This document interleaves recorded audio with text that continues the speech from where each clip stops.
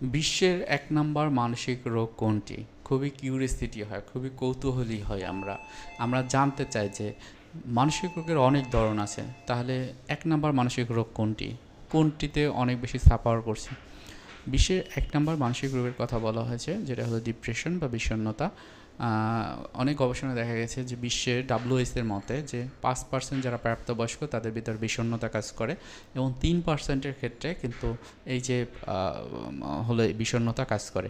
এখন ডিপ্রেশন কী? ডিপ্রেশন বলা হয় যে মনের একটা অবস্থা যেটার বেশ কিছু লক্ষণ থাকে। এই লক্ষণগুলো যদি একটা মাত্রা পর্যন্ত বা কিছু ডিউরেশন পর্যন্ত থাকে তখন এটা ডিপ্রেশন বলা হয়। এখন এই ডিপ্রেশনের ভিতরে কিন্তু মানুষের আগ্রহ হারিয়ে ফেলে, তার চিন্তাভাবনা আচরণের ভিতরে বিভিন্ন রকম পার্থক্য হয়, দীর্ঘস্থায়ী বিভিন্ন রকমের সমস্যা তার ভিতরে হয়।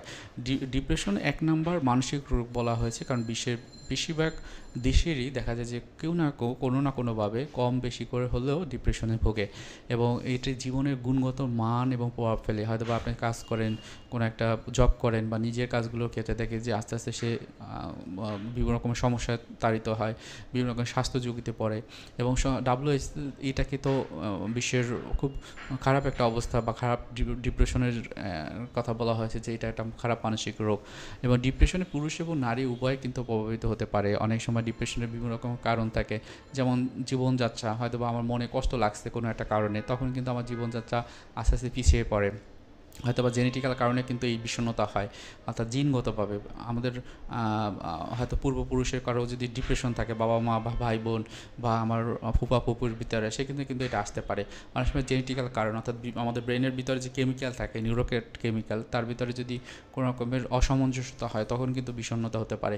অনেক সময় দেখা যায় দীর্ঘস্থায়ী যে শারীরিক একটা সমস্যা, সেই ক্ষেত্রে কিন্তু বিষণ্ণতা হতে পারে। অনেক সময় দেখা যায় যে সামাজিক ক্ষেত্রে চলাফেরা করতে বিভিন্ন করে মনে কষ্ট বা কোনো কিছু হারিয়ে ফেলেছি, কোনো কিছুতে কষ্ট পেয়েছি, তখন কিন্তু বিষণ্ণতা হয়। যেমন কোনো কারোর সাথে একটা লাভ রিলেশনশিপ ছিল, সেটি থেকে যখন এটা আমি আমি বা আমি যখন রিফিউজ হলাম বা তার সাথে সম্পর্কটা নেই, তখন কিন্তু আমরা বিষণ্ণ থাকি। ডিপ্রেশনের লক্ষণ ক্ষেত্রে বলা হয় উদাসীনতা। অনেক ক্ষেত্রে এই ব্যক্তি উদাসীন থাকে, আগ্রহ হারিয়ে ফেলে এবং চিন্তার ক্ষেত্রে তারা খুব বেশি অস্পষ্ট থাকে, কোনো কিছু চিন্তা করবে ঠিকমতো করতে পারে না, হয়তো অতিরিক্ত ঘুম থাকে অথবা একদম ঘুমায় না, অনিদ্রায় থাকে এবং বিষণ্ণতা অনেক বেশি থাকলে তার ভিতরে আত্মহত্যার যে চিন্তাটি সেটি অনেক বেশি বেড়ে যায়।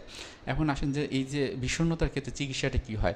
চিকিৎসার ক্ষেত্রে বলা হয়েছে যে এটার ক্ষেত্রে আপনাকে সাইকোথেরাপি নিতে হবে মোটামুটি, যদি কি খুব বেশি সিভিয়ার না থাকে, এবং যদি সিভিয়ার থাকে সেক্ষেত্রে তো অবশ্যই সাইকিয়াট্রিক মেডিসিন, এবং অনেক ক্ষেত্রে আপনাকে হয়তো আপনাকে হসপিটালাইজ করা লাগতে পারে। ডিপ্রেশনের ক্ষেত্রে অ্যান্টি ডিপ্রেশান্ট যে ওষুধগুলো খুব ভালো কাজ করে, এগুলো উপসর্গ কমিয়ে দেয়, জীবনের পরিবর্তন হয় এবং এর মাধ্যমে একটা মানুষ ভালো থাকতে পারে। এবং ডিপ্রেশনে যারা ভোগে তাদের জন্য যে একটা রিকমেন্ডেশন, সেটা হলো যে বন্ধুবান্ধব সাথে মেশা, তাদের সাথে বিভিন্ন বিষয় শেয়ার করা, মনের কষ্ট, রাগ, অভিমানগুলো কীভাবে মোকাবেলা করা যায় সেগুলো সম্পর্কে নিত্য নতুন নিজেকে একটু স্কিল করা, বই পড়াশোনা করা, বই নিয়ে পড়াশোনা করা, কোনো কাজে অ্যাটেন্ড করা, এগুলো কিন্তু করতে পারে।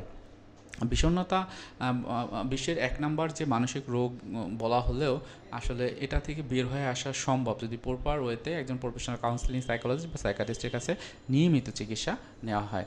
সো আজকে ভিডিওটি এখানেই রাখছি। কারো কোনো প্রশ্ন থাকলে সেটা অবশ্যই আপনারা কমেন্টে জানাবেন। আসসালামু আলাইকুম।